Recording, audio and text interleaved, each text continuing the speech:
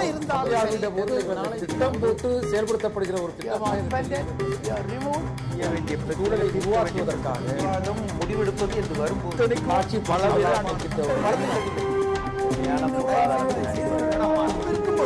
எதிர்த்து பேசிட்டு வணக்கம். நேர்பட பேசு விவாத அமர்வுக்கு உங்களை அன்போடு வரவேற்கிறோம். தமிழ்நாட்டில் மக்களவை தேர்தல் முடிவுற்ற பிறகு சட்டமன்ற கூட்டத்தொடர் நேற்று தொடங்கியிருக்கிறது. நேற்றைய சட்டமன்ற கூட்டத்தொடரின் முதல் நாளே எதிர்க்கட்சிகள் பெரும்பாலானவை வெளிநடப்பு செய்திருக்கின்றன. திமுக, தேமுதிக, 2 கம்யூனிஸ்ட் கட்சிகள், மனிதநேய மக்கள் கட்சி, காங்கிரஸ், புதிய தமிழகம் என பெருவாரியான எதிர்க்கட்சிகள் முதல் நாளிலேயே வெளிநடப்பு செய்திருக்கின்றன. மௌலிவாக்கத்தில் நடந்த கட்டிட விபத்தில் 61 பேர் மாண்டு போனது தொடர்பாக ஒத்திவைப்பு தீர்மானத்தை அவர்கள் முன்வைத்து அது ஏற்கப்படாத நிலையில் வெளிநடப்பு செய்திருக்கிறார்கள். 2ஆம் நாளான இன்றும் வெளிநடப்பு தொடர்ந்திருக்கிறது. மக்களவையில் முதல் நாளே விலைவாசி உயர்வு தொடர்பாக அமளியை பார்த்தோம். தமிழ்நாட்டின் சட்டமன்றத்தில் ஜனநாயகம் மறுக்கப்படுகிறது, பேச்சுரிமை இல்லை என்கிற குரல் திமுக ஆட்சி காலத்தில் அதிமுகவாலும், அதிமுக ஆட்சி காலத்தில் திமுகவாலும் இப்போது முன்வைக்கப்படுகிறது. இந்த குரல்களுக்கு அப்பால் மக்கள் மன்றத்தில் எழுப்பக்கூடிய பல்வேறு பிரச்சனைகளை சட்டமன்றத்தில் எழுப்புவதற்காக செல்லக்கூடிய சட்டமன்ற உறுப்பினர்கள் வெளிநடப்பு செய்வதற்கு காரணம் பேச்சுரிமை மறுக்கப்படுவதா அல்லது அரசியல் உள்நோக்கமா, பொறுப்பின்றி மக்கள் பிரதிநிதிகள் நடந்து கொள்கிறார்களா என்பதை பற்றி நாம் விவாதிக்க இருக்கிறோம். நம்மோடு இந்த அமர்வில் இந்திய குடியரசுக் கட்சியின் தலைவர் திரு சேக்கு தமிழரசன் சட்டமன்ற உறுப்பினர், அவரோடு புதிய தமிழகம் கட்சியின் நிறுவன தலைவர் டாக்டர் கிருஷ்ணசுவாமி, அஇஅதிமுகவை சேர்ந்த திரு ஆவடி குமார், இவர்களோடு கம்யூனிஸ்ட் கட்சியைச் சேர்ந்த திரு சவுந்தரராஜன் பங்கேற்க இருக்கிறார். நாம் விவாதிக்கலாம். வணக்கம் டாக்டர் கிருஷ்ணசுவாமி. நீங்கள் எதிர்க்கட்சி வரிசையில் எப்போதும் இருக்கக்கூடியவர். இந்த கூட்டத்தொடரின் தொடக்கத்தில் புதிய அரசு அமைந்த பிறகு இது இந்த கூட்டணியினுடைய ஒரு அங்கமாக இடம்பெற்றவர். இப்போது எதிர்க்கட்சி உறுப்பினராக பணியாற்றிக் கொண்டிருக்கிறீர்கள்.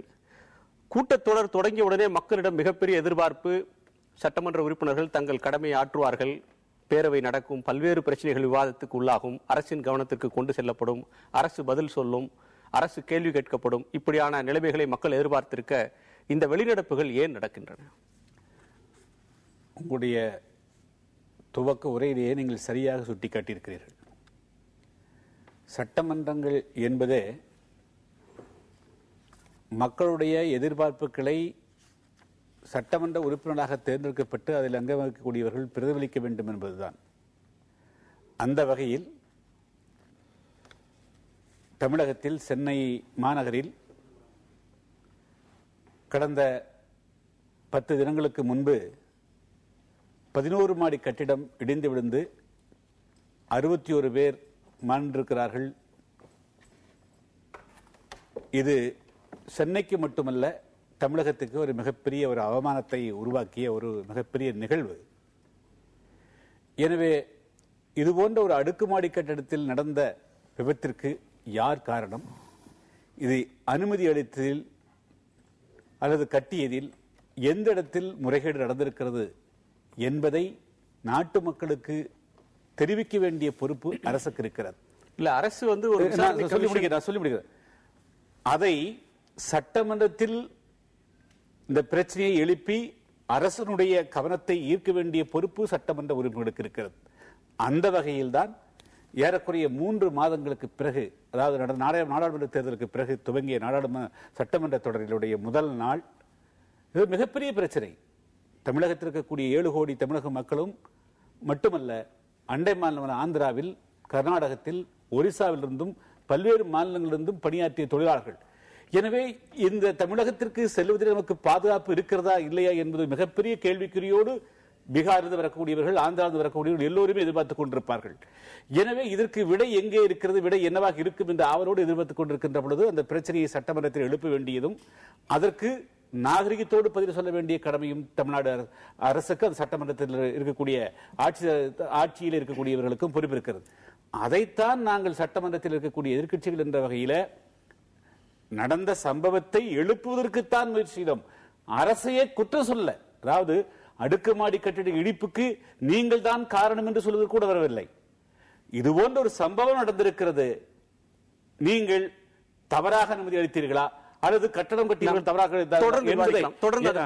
என்பதைத்தான் நாங்கள் வெளிப்பினோம். அதுக்கே அனுமதி மறுக்கப்பட்ட பொழுது அப்புறம் என்ன செய்ய முடியும்? சேகு தமிழரசன், நீங்க தற்காலிக சட்டமன்ற தலைவராகவும் பணியாற்றியவர், நீண்டகால சட்டமன்ற அனுபவம் பெற்றவர். மக்கள் பிரச்சனைகளை எழுப்புவதற்கான அனுமதி கூட கிடைக்கவில்லை என்று திரு டாக்டர் கிருஷ்ணசாமி சொல்கிறார். குற்றம் சாட்டுவது இரண்டாவது, பேசுவதற்கே அனுமதி இல்லை, எழுப்புவதற்கே அனுமதி இல்லை அப்படின்ற குற்றச்சாட்டை எப்படி பார்க்கிறீங்க? இதற்கு யார் காரணம், அரசு காரணமா, அது குறித்து விவாதிக்கவும் தயார். ஆனால் அதற்கு முன்னால் சட்டமன்ற விதிகளின்படிதான், அந்த விதிகளுக்கு, அந்த மரபுகளுக்கு உகந்த வகையிலே தான் சட்டமன்ற நடவடிக்கைகள் அமையும். சட்டமன்ற விதி 66 தெளிவாக சொல்கிறது, விசாரணை ஆணையம் அல்லது நீதிமன்ற விசாரணை, இப்படிப்பட்ட விசாரணைக்குள் இருக்கிற எந்த பொருள் குறித்தும் சட்டப்பேரவையில விவாதம் இருந்துவிடக் கூடாது. ஆக அந்த 66 விதியின்படி நீதிமன்ற ஓய்வு பெற்ற நீதிபதி ஒருவருடைய தலைமையில ஒரு விசாரணை, தனிநபர் விசாரணை உருவாக்கப்பட்டிருக்கிறது. அது நீதிமன்ற விசாரணைக்கு ஒப்பது.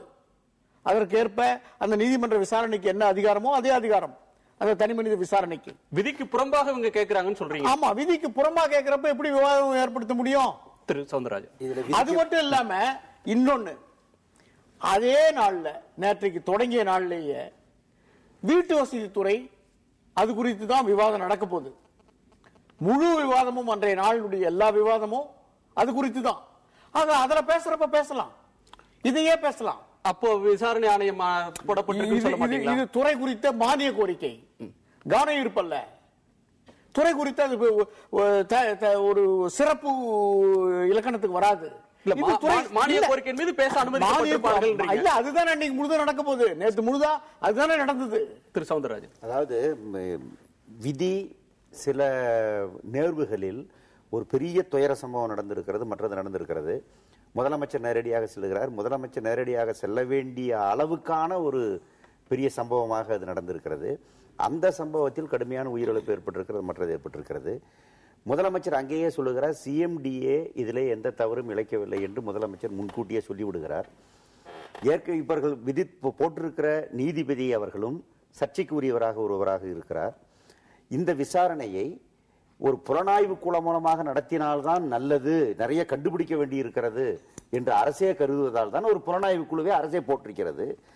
இந்த புலனாய்வு குழு போதாது. நீங்கள் சிஎம் முன்னாடியே சொல்லிவிட்டார், மாநில அரசாங்கத்திற்கு பொறுப்பில்லை என்று சொல்ல எல்லா ஏற்பாடும் நடந்து கொண்டிருக்கிறது. ஆகவே நீங்கள் ஒரு மத்திய புலனாய்வை நீங்கள் போட்டால் இதிலே பாரபட்சமற்ற முறையிலே நடப்பதற்கும், குற்றம் ஏதேனும் இருக்குமானால் கண்டுபிடிப்பதற்கும், எதிர்காலத்திற்கும் பயன்படும் என்று எடுத்துச் சொல்ல நாங்கள் ஒத்திவைப்பு தீர்மானத்தை கொடுத்தோம். அனுமதித்திருந்தால் இதைத்தான் நாங்கள் சொல்லி இருப்போம். இல்ல, நீங்க அரசியலாக்க பாக்குறீங்க, இந்த பிரச்சனை அரசியலாக்க பாக்குறீர்கள் அப்படின்ற வாதத்தை ஆளுங்கட்சி முன்வைக்கிறது. நீங்க ஏற்கனவே ஒரு நீதிபதி தலைமையில விசாரணை நடக்கும்போது அந்த நீதிபதி சர்ச்சைக்குரியவர் அப்படின்னு சொல்றதன் மூலமாக அந்த விசாரணை கமிஷனுடைய முடிவுக்கே நீங்க முன்கூட்டியே உள்நோக்கம் கற்பிக்கிறீங்கன்னு ஆயிடாதா? இல்ல இல்ல, இதுல அரசியலே கிடையாது. இதை விட சிறப்பாக, இதை விட ஆழமாக, இதை விட பாரபட்ச முறை, இதை விட சந்தேகத்திற்கு அப்பாற்பட்ட ஒரு புலனாய்வு தேவைப்படுகிறது. ஏனென்றால் இவ்வளவு பெரிய சம்பவம் நடந்திருக்கிறது என்றுதான் நாங்கள் சொல்ல முற்பட்டோம். இதுல என்ன அரசியல் இருக்கிறது? உயிர் போய் இருக்கிறது. இதுல இன்னொன்னு சொல்லுங்க. இந்த ஒரு நபர் கமிஷன் போட சொல்லி எந்த அரசியல் கட்சியாவது கோரிக்கை வச்சதா? தமிழ்நாட்டில் எவ்வளவு பெரிய எல்லா அரசியல் கட்சிகள் இருக்கிறாங்க. சட்டமன்றம் 10ஆம் தேதி கூடுங்கிறது தமிழ்நாடு முதலமைச்சருக்கு தெரியும், தமிழ்நாடு அரசுக்கு எல்லாம் தெரியும். அவங்க தான் கொட்ட போறாங்க. சட்டமன்றம் எதுக்கு? மக்களுடைய பிரச்சனைகளை பேசுவதற்கு, நடக்கக்கூடிய சம்பவங்களை பற்றி முழுசாக அலசுவதற்கு தானே சட்டமன்றம் இருக்குது. சட்டமன்றத்தில் எல்லா எதிர்கட்சிகளையும் பேச அனுமதித்து விட்டு அதற்கு பிறகு உங்களுடைய கோரிக்கை ஏற்று இதில் அரசு ஒன்று மறைப்பதற்கு ஒன்றும் இல்லை. இல்ல, நீங்க கோரிக்கை வைக்காமலேயே விசாரணை கமிஷன் வேண்டிய அவசியமே கிடையாது. குற்றம் அரசு தவறளிக்கவில்லை என்று பதில் சொல்லிக்க வேண்டிய அவசியமே கிடையாது. கமிஷன் எப்படி செயல்படும்? இல்ல, அதை விட சட்டமன்ற அந்த அமைச்சர் யார் இதற்கு பதில் சொல்ல வேண்டுமோ அந்த அமைச்சர் மீண்டும் மீண்டும் சொல்லுகிறார், இன்றைக்கு இந்த துறை குறித்த விவாதம் தான் நடக்க போகிறது, நான் அதற்குரிய பதில்கள் எல்லாம் வைத்திருக்கிறேன், அந்த விவாதத்தில் நீங்கள் பேசுங்கள், உங்களுடைய கேள்விகளுக்கு நான் பதில் சொல்லுகிறேன், உட்காருங்கள், இதற்காக ஒரு சிறப்பு கவனம் இருப்பு அவசியம் இல்லை. அது சட்ட விதிகளுக்கு பொருந்தாது. இதே போல பேரவைத் தலைவரும் இதையே சொல்கிறார். இது அரசியல் ஆக்குவதற்காக, இந்த விபத்தை அரசியல் ஆக்குவதற்காக இவர்கள் முயற்சிக்கிறார்களே தவிர மக்கள் நலன் கருதியோ மக்களின் பேர்ல உள்ளார்ந்த அன்பு கருதியோ இவர்கள் இந்த கோரிக்கை இழப்ப. இவர் சொல்வதை போலத்தான் டெல்லி சபாநாயகர் தம்பிதுரை அவர்களிடமும் ராஜ்யசபையினுடைய தலைவர் மைத்ரேயன் அவரிடம் திரும்ப திரும்ப சொல்லுகிறார்கள், உட்காருங்கள் பேசலாம் என்று. அவர்கள் கேட்பதாக இல்லை. சில நேர்வுகளில் நாம் வலியுறுத்த தேவை இருக்கிறது. அனுமதிக்க வேண்டும் என்றால் அனுமதி கோருவதற்கு நமக்கு உரிமை இருக்கிறது. அதிலே 1 நிமிடம் 2 நிமிடம் ஒதுக்கி விடுவதால் ஒன்றும் கெட்டுவிடாது. அதை கேட்டுவிட்டு பதில் சொல்லி இருந்தால் இன்னுமே சிறப்பாக இருந்திருக்கும். இதுல அரசியல் செய்யறாங்க எப்படி சொல்றீங்க? இதுல எதிர்க்கட்சிகள் அரசு சிறப்பு என்று முடிவெடுக்க வேண்டியது பேரவைத் தலைவர். உங்களுக்கு சிறப்பாக தெரிவது மற்றவர்களுக்கு தெரியாமல் இருக்கலாம். ஆனா அந்த பேரவைத் தலைவருடைய அதிகாரம் என்று ஒன்று இருக்கிறது, மரபு இருக்கிறது, விதிகள் இருக்கிறது. அதற்கேற்பதான் வந்து கட்டு எல்லாமே செக்ஸ் அண்ட் பேலன்ஸ் தான். சபாநாயகருக்கு யாரும் வந்து வானளவி கொடுக்கல. அரசு கான்ஸ்டிடியூஷன் கடி தான் நடக்கணும். ஒரு அமைச்சர் வந்து எதிர்க்கட்சிகள் பொறுப்புள்ள எதிர்க்கட்சி தேர்ந்தெடுக்கப்பட்டவர்கள் இருங்க ஒரு நிமிஷம், உறுப்பினர்களுக்கும் வானளவி அதிகாரம் கிடையாது. அப்படி இல்ல, பேரவைத் தலைவருக்கு இல்லை என்று நீங்கள் சொல்வதானால் உறுப்பினர்களுக்கும் அந்த அதிகாரம் கிடையாது. லிசன் பண்ணுங்க. அதாவது சட்டமன்ற உறுப்பினர்கள் 5 ஆண்டு காலத்திற்கு தேர்ந்தெடுக்கப்பட்டவர்கள் கட்சி சார்பற்ற முறையில் எந்த கட்சியிலிருந்து வேணலாம், எந்த சமூகத்திலிருந்து வரலாம். தமிழகத்தில் நடக்கக்கூடிய, தமிழர்களுக்கு நடக்கக்கூடிய எல்லா விதமான பிரச்சனைகளும் எடுக்க கடமைப்பட்டவர்கள். பிரச்சனை எழுப்புற போது இவர் அனுமதிக்கணும். ஒரு அமைச்சர் வந்து அனுமதி மறுத்தது காரணமாக நாங்கள் வெளியெடுப்பு செய்கிறோம் என்று சொல்லிட்டு ஜனநாயக முறைப்படி அமைதியான வழியில வெளிப்படுறாங்க. அவங்கள பார்த்து ஒரு அமைச்சர் வந்து ஓடுகாலிகள்னு பேசுறாரு, இந்த அவைத்தலைவர் பேசாம இருக்கிறார். இவர் எப்படி வந்து ஜனநாயக முறைப்படி நடக்கிறதா சொல்ல முடியும்? அவர் என்ன பொறுப்புள்ள அவைத்தலைவராக செயல்பட்டுறாரு? இல்ல, அவருக்கு ஒரு வாய்ப்பு தாருங்க. அதாவது பேசுள்ள தொடக்கத்திலேயே சொன்னாங்க, அதாவது இந்த சம்பவம் நடந்தது என்று ஒரு விபத்து, யாரும் எதிர்பாராத ஒரு சம்பவம். ஆனால் உடனடியாக முதலமைச்சர் இடத்துக்கு போறாங்க, பார்வையிடுறாங்க, நிவாரண பணிகளை துரிதப்படுத்துறாங்க, உரிய அதிகாரிகளுக்கு உத்தரவு பிறப்பிக்கிறாங்க, அதை தொடர்ந்து அதை செய்ய வைக்கிறாங்க, செஞ்சாங்க. அதற்கு பிறகு அதில் பாதிக்கப்பட்டவர்களுக்கு யாரும் கோரிக்கை வைக்காம நிவாரணம் அறிவிக்கிறாங்க, நிவாரணம் செய்யறாங்க. அது மட்டும் இல்லாம இன்னும் சொல்ல போனா அந்த பணியில் ஈடுபட்டவர்களை ஊக்கப்படுத்துகின்ற வகையில் அவர்களுக்கு வந்து பரிசும் தராங்க. அது ஒரு பகுதி. இன்னொரு பகுதி, மரியாதைக்குரிய டாக்டர் சொன்னது போல யாருடைய கோரிக்கையும் இல்லாம உடனடியாக ஒரு விசாரணை கமிஷன் அமைக்கிறாங்க. யாரும் கேட்கல, ஆனா அதுல என்ன நடந்ததுன்றது தெரிஞ்சுக்கணும்ன்றது அவங்க விரும்புறதுனாலதான் அதை நியமிக்கிறாங்க. மரியாதைக்குரிய சவுந்தரராஜன் சொன்னாரு, சிஎம்டிஏ தவறு செய்யலன்னு சொன்னாங்கன்னு சொன்னாரு. அது தவறு, சிஎம்டிஏன்னு சொல்லல, எந்த விதிமீறலும் இல்லைன்னு தான் சொன்னாங்களே, சிஎம்டிஏ குறிப்பிட்டு பேசல. விதிமுறைகளை வந்து சிஎம்டி அனுமதிச்சதுல விதிமீறல் இல்லைன்னு சொல்றாங்க இல்லையா? அரசு அனுமதி அளித்ததில் எந்த விதிமீறலும் இல்லை அப்படின்னு சொன்னாங்க. சம்பவம் மாலை 5-6 மணி நடக்குது. அதுக்குள்ளேயே வந்து விதிமுறை மீறல் இல்லையா உண்டா இல்லையா எப்படி சொல்ல முடியும்? எதுக்கு கமிஷன்? அதாவது ஒரு சீஃப் மினிஸ்டர் அது வந்து யாரு தவறு செய்திருந்தாலும் என்னுடைய அரசு சும்மா நடவடிக்கை எடுக்கும் சொல்லு போல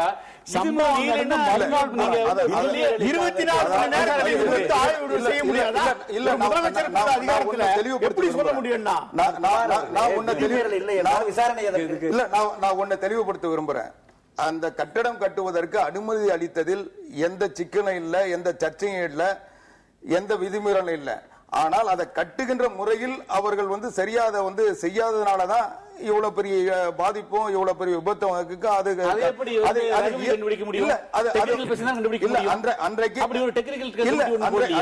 அதாவது இன்னைக்கு சென்னை பெருநகர வளர்ச்சி குழும எல்லைக்குள் எல்லா கட்டிடங்களுக்கும் எந்த வகையான அனுமதியை தரோமோ அந்த அனுமதி தான் இதுக்கும் தந்திருக்காங்க. ஆனா காலங்காலமா அந்த சிஎம்டி விதிமுறைப்படி கட்டடங்கள் கட்டப்பட்டிருக்கிறது. இதுவரைக்கும் அது மாதிரி ஒரு சம்பவம் நடக்கல. இது திடீர்னு இப்போ ஒரு சம்பவம் நடந்திருக்கு. அதே நேரம் அன்றைக்கு மழை பெஞ்சிருக்கு, இடி இடிச்சிருக்கு, இயற்கையா சில நிகழ்வுகள் நடந்திருக்கு. இதுதான் இது அந்த விதிப்படி அவங்க கட்டாததுனால வந்த கோளாறா அல்லது வேற ஏதாவது விபத்தா, இதை விசாரணை பண்ணதான் கமிஷன் அமைச்சிருக்காங்க. ஆக விதி மீறலை அந்த நிறுவனம் உருவாக்கியதா என்றதுதான் கேள்வி. அனுமதி அளித்ததில் எந்த சர்ச்சையும்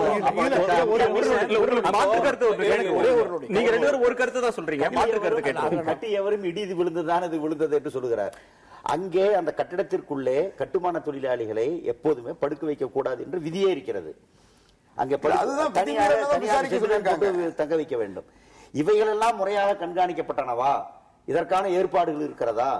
அதற்கான அமலாக்க பிரிவுகள் எல்லாம் செயல்பட்டு இருக்கிறதா என்பது உட்பட விசாரித்தாக வேண்டும்.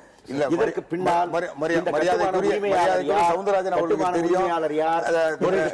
மறைமுகமாக இருப்பவர்கள் யார் என்பதையெல்லாம் கண்டுபிடிக்க வேண்டியிருக்கிறது. ஆக விதிமீறல் இல்லை என்று சொல்லிவிட்டால் அதுக்கு பிறகு விசாரணைக்கு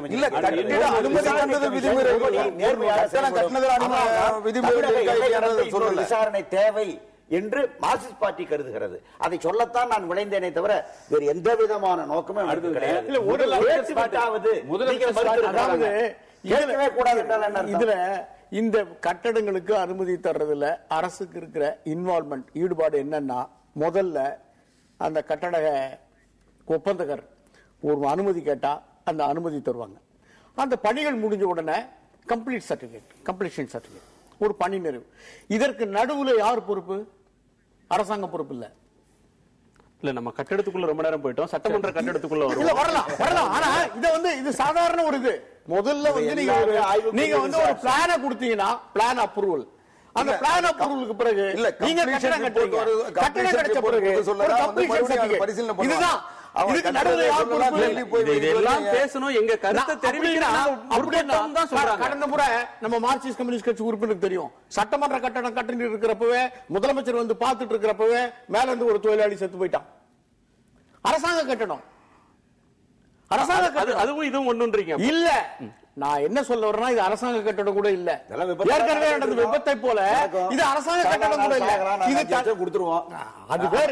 இப்படி நாம் ஒரு விவாதத்தை கருத்துக்களுடைய அடிப்படையில, சட்டங்களுடைய அடிப்படையில, பழைய இயல்புகளுடைய மரபுகளுடைய அடிப்படையில தான் விவாதிக்கணும். இப்ப அனுமதி கொடுத்திருக்காங்க, இன்னும் கம்ப்ளீஷன் சர்டிபிகேட் கொடுக்கல.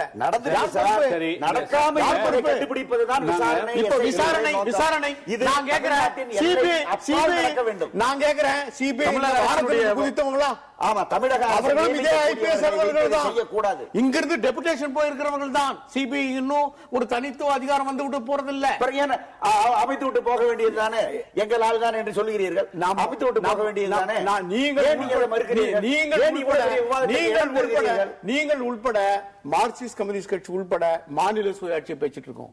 எதுக்கு நம்ம மத்திய அரசுக்கு எல்லா அதிகாரங்களும் தாரை வார்த்து தரணும்? போன்ற ஒரு விபத்து மாநில அதிகாரத்தை நமக்கு அந்த திறமை இல்லையா? அது பிரச்சனைக்கு மதிப்பு இல்லையா? சிபிஐ ஒரு பாரபட்சமற்ற தன்மை இல்லையா? எதுக்கு எடுத்தாலும் உங்களுடைய கொஸ்டின் முதல்ல தமிழகத்தில் இருக்கக்கூடிய எதிர்க்கட்சிகள் சட்டமன்ற உறுப்பினர்கள் பொறுப்புள்ளவர்களாக நடந்து கொள்கிறீர்களா இல்லையா? பொறுப்பற்ற முறையில் நீங்கள் வெளிநடப்பு செய்கிறீர்களா? அதுதான் உங்களுடைய கொஸ்டினுடைய மிக முக்கியமான அம்சம். தமிழ்நாட்டில் இவ்வளவு பெரிய ஒரு சம்பவம் நடந்து 10க்கு மேற்பட்ட எதிர்க்கட்சிகள் இருந்து சட்டமன்ற உறுப்பினர்கள் இருந்து இந்த பிரச்சனையை நாங்கள் எழுப்பவில்லை என்று சொன்னால் தமிழக மக்கள் எங்களை எப்படி பார்ப்பார்கள் என்று நீங்க சொல்லுங்க. தமிழரசு தான் பார்ப்பாங்க. அரசியல் காரணம் கடமை இல்ல, இது கடமை செய்யணும் இல்ல. நான் கேக்குறேன், நீங்க அதே அமைச்சர் சொல்றாரு, அந்த அமைச்சருக்கு நாகரிகம் என்பது ஒரு வரி கூட தெரியாது. தமிழகத்தில் 33 அமைச்சர் இருக்கிறாங்க. முதலமைச்சரும் கூட அது மாதிரி கடுமையான வார்த்தைகளை பேசுவது கிடையாது. தமிழ்நாட்டில் எவ்வளவு சில அமைச்சர் ஒருத்தர் கூட இருந்தார், அவர் இப்ப இல்ல. அவரும் கூட எல்லாம் ப்ரொவோக் பண்ணுவார், இருந்து பேசுற ப்ரொவோக் பண்ணுவார். ஆனா இவர் ஒருத்தர் தான் சட்டமன்ற உறுப்பினர்களை கிண்டல் செய்வது, கேலி செய்வது, அவமானப்படுத்துவது, கட்சிகளை பார்த்து கொச்சைப்படுத்துவது, இந்த அதிகாரம் யாரு கொடுத்தாங்க? ஒரு அமைச்சரா இருந்தா இது வேண்டாம் பேசலாமா? எதை வேண்டாம் ஒரு கட்சியை பத்தி இழிவுபடுத்தலாமா? திமுக இன்னைக்கு வந்த கட்சியா? நான் விளக்கம் சொல்றேன். எத்தனை வருஷம் ஆச்சு அந்த கட்சி? 1949 வந்த கட்சி. இவர் பிறகு வந்த கட்சி. இது ஓடுகால் இன்னும் பேசுன என்ன அர்த்தது? நான் யாருக்கும் வக்காலத்து வாங்கி பேசுறது முடியாது. இந்த திமுக அதே தமிழரசனுக்கு நாளைக்கு கொஞ்சம் மாறிட்டு தமிழரசன் என்ன பேசுறான்னு கேட்டுக்குங்க. ஆச்சுங்களா?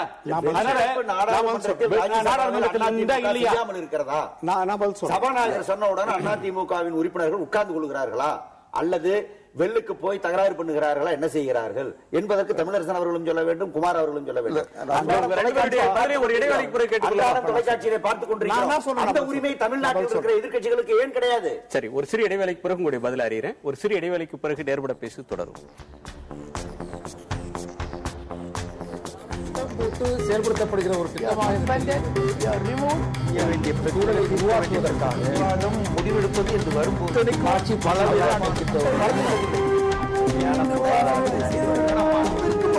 எதிர்த்து பேசிட்டு மக்கள் தங்களுடைய பங்களிப்பை அளிக்க வேண்டும்.